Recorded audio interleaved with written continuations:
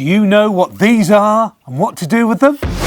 I love dahlias. They're such a beautiful flower. Now, if you want to save some money and grow bigger plants, I'm going to show you how you can lift dahlias, store them over winter, or if you're leaving them in the border, how to mulch them to protect them so they grow back next year.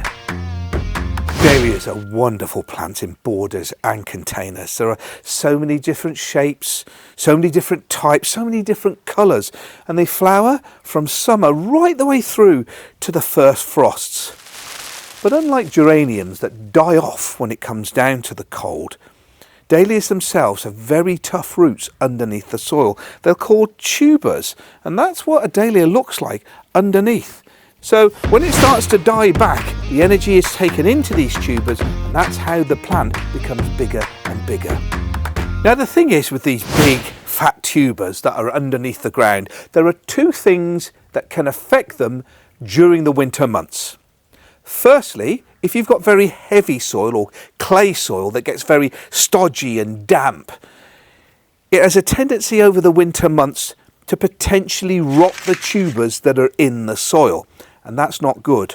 Or if you've got very well-drained soil that doesn't waterlog at all, then there's more of a chance for you to be able to leave them in the soil themselves because they're less likely to rot. There is something else, of course, is sometimes we get very, very cold winters. And if we get cold winters and it freezes the tubers, it can cause some significant damage. So you have a couple of options.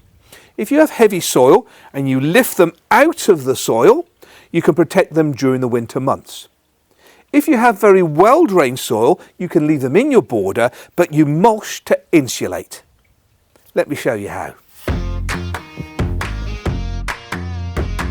Just pick these for you from the border as I'm coming down to show you the difference. Look at that, look at this. Bumblebee there, just landing, getting in there, because it's not just about us humans, it's about the wildlife that visits the garden as well. Dahlias give so much. So look at the open single flowers, the bumblebees really like. Look at him just tucking in there to get hold of the nectar. You go ahead, mate, get some more. Where the double ones don't produce as much. So having a variety of dahlias really helps the garden. And they can do this because they've got 8 chromosomes. So it enables them to hybridize with each other. And there are over 35,000 different cultivars of dahlia. They're really worth putting into your border. Now this one here, I'm going to lift, and I've chosen now the time to do it. There is still on this side here that's been a bit more sheltered. As you can see, there's more foliage and a few flowers, where over this side, slightly more exposed. It's already starting to die back, and there's some blackening on some of the foliage as well. There is a forecast of colder weather coming, so I'm taking this moment to lift this particular dahlia and some of the others along that border. The secret is when you get started is to cut back some of the branches here, really to let you see where the main part of the plant is entering the ground and enable you to do an even cut all the way around the outside. So I'm going to use a pair of pruners here and just start cutting them back. I'm cutting down really here so I could see where the main stump itself is. As you can see, I'm leaving all of this going in the compost. Put that out the way. So I'm really clearing a space 6 inches above the ground to be able to work out where to put my spade and to create some space for my spade to be able to go around. Now there are some flowers still here. I'm going to cut those off and put them in a vase in the house. Just by trimming back to about 6 inches above the ground, taking this valuable material to go into the compost heap, I've now, there we are, that's a label. Not losing that because that's going to go alongside with the tuber there. There we go.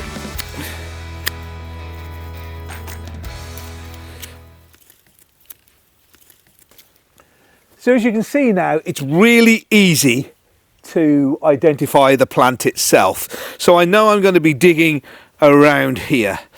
Just need to move some of my irrigation pipe. Now, I've chosen a border spade to dig up my dahlias, and I've chosen a border spade rather than a digging spade, which is a little bit bigger, because the smaller one's going to give me a bit more precision work around the outside, because the dahlias are quite tight. If it was a much bigger plant, maybe a bigger spade. I've deliberately not used a fork. Sometimes with a fork, as you prise to lift up, it can break off a couple of the tubers, and you want to try and keep the roots and the tubers as intact as possible, because it's easier to wash the soil off later with a bit of water rather than just trying to roughly lift off and knock soil off while they're in the ground. And my aim here is to in fact try and dig all the way around the outside with a bit of a gap, so I'm lifting as much of the root as physically possible. And I'm going to use a moment of leverage as well, so it's not just about putting the pressure on the back, but using the spade and the length of the shaft of the spade to just ease it out of the soil. It's a delicate process, worth taking your time over, because if you dig all the way around the outside and lift it in one go, and you wash the soil off afterwards, you're keeping most of the roots of the plant and the tubers all intact. And that's what the plant needs for its energy to be able to grow when it comes back to next spring. Foot gently on the outside, far enough away from the centre to make sure that I'm not cutting any of the tubers. And then just give it a little tease. And work your way all the way around to lift it.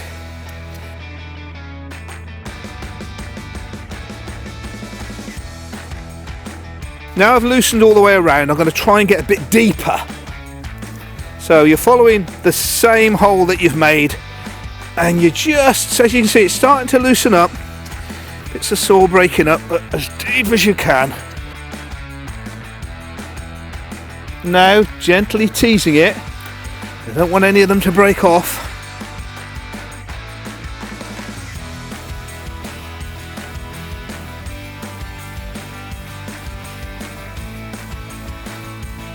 And there we are, we're out the ground. Now, if you was doing a really big one that you couldn't carry with two hands, have a bit of polythene by the side or an old pillowcase or something like that, so you can move the plant straight onto that, wrap it up and move it so no soil falls off as you're carrying it, because it has a tendency maybe break off a tuber. But something quite small like this enables me to lift it up in one go. And now I'm going to show you how to clean the soil off. So here I have my dahlia with a quite a sizable root clump. Here's a bucket of water. Now, previous one I've done, which is this one here, where I've washed it completely clean and let it dry. But I'll show you how I got to that stage. Now, there's a couple of options. One, you can just get a hose and blast it all over, but sometimes big clumps again damage the tubers, and you know, you may get a tuber break off, which you don't want. Plus, I don't like doing that over a drain, and then a lot of the microorganisms and maybe worms that are amongst it, you're lost. So I do it in a bucket of water, swirl it round, clear off most of the soil, and then I can tip that back into the garden. So trying not to let it break up, that's the secret, and easing it into the water. Already some of the soil's coming off. Let's just get myself ready. So by a gentle swirling moment, the soil just naturally falls off. There we are, nothing serious, and it's more or less common to one. And there you go. It's just, sometimes you've got to tease in where a few roots are still in.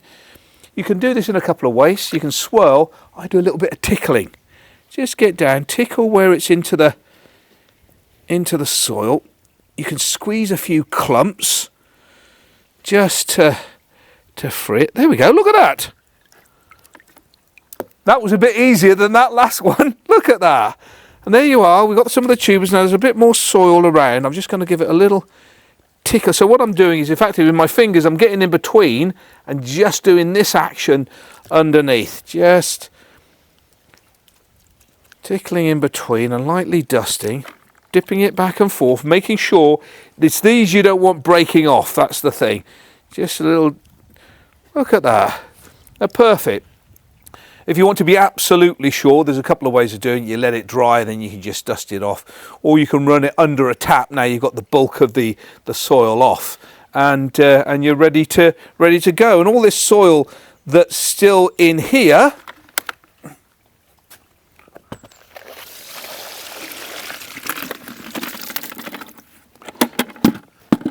I just return to the border. So there we are. I'm just going to reduce the top again because now it's out of the ground. I can get an idea where there's some of these smaller branches, just to make it a bit easier to store as well. Take out some of the thinner ones. You just want to leave a frame, and any dead, diseased or damaged, prune those out as well. There we go. So that's perfect and it's just ready. So I'd like that just to dry off now. So what I do, you can do this in a variety of different ways. I just get hold of some kitchen towel or something similar to that, and then you can just sit it on and let it dry. You can dab it, but obviously don't do too much. And then you can put it in for storage. Now this one here, as you can see, is very damp. Here's one that has been properly dried off. You then move on to storage. Now you can propagate from these tubers. I think these ones are a bit small, so I'm going to wait a couple of years. But sometimes when you get very big ones, don't do it now, wait until spring. You can then with a knife cut, and providing you're getting branches, a tuber and some roots, you can effectively make 2 plants out of one. If you've got a really big one, you can make several plants from it. But that waits until next spring. What I do is many different methods. Some people use dried compost. Some people use vermiculite, which is like an expanded volcanic rock. Personally speaking, I use newspaper or cardboard. You know, it's not let me down before. So just save some of your packaging boxes, a bit of cardboard, newspaper lined, and then put your tuber and plants in them. Put a bit of newspaper over the top as well, and then store them in a frost-free area. When I say frost-free, if you've got a greenhouse, that's great. If not, you might have an unheated porch, a garage, an outhouse, something similar to that for the winter months, all tucked up with a bit of extra newspaper. But as you can see, it's a twin bed. So I'm going to dry this one off here. Use this towel just to dampen it off, and then you can just turn it upside down or something similar to that in a dry area, just to make sure the roots all dry out. And then I'm going to put that in with this one here. And also don't forget, if you've managed to keep the label at the base when you plant it, you put the label in as well, so you know exactly what they are. But for those with well-drained soil that prefer to leave them in the border, here's what you do with them. Now, if you are aiming to leave your dahlias in the ground, it's usually best if you've got well-drained soil. What you don't need is heavy clay soil, which becomes waterlogged, and that excess water starts to rot some of the tubers underneath. So you've got well-drained soil. Give it a go of leaving them in there. The first thing to do is just to cut down some of the foliage, because what we're aiming to do is to insulate the surface of the soil to protect the tubers from the frost underneath. So I'm going to start by cutting back the upper branches to about 4 inches. And again, composting these, they're pretty good to put in the compost heap. So just take the top. If you've got any extra flowers left, you can always pick them and put them in a vase inside the house. So I'm just going to cut back the top section here to about 4 inches. You don't have to do 4 inches all at once or with a ruler. Just steadily cut them back so you can start seeing what's there. There we are. And any other plants around the outside, because what I'm going to do is create a lovely little area to build a mulch tent, an insulating mulch tent. So once you've reduced it down in height and you're about to put a covering of mulch over the top, it's best to remember first of all what the plant is. And I put the label in with this one here. So you can either attach it to a stick or something similar and put it into the ground. Here I've got some of these metal spikes, so I'm just going to force that into the ground there, and I'll tie this label on later. So it's now ready to apply a mulch. And when I say a mulch, I'm not talking about a thin surface over the top. I'm actually going to be putting 6 inches, a canopy or a massive dump of mulch, just to make sure that it is nice and cosy and the excess frost on the surface of the soil doesn't penetrate down and damage the tubers.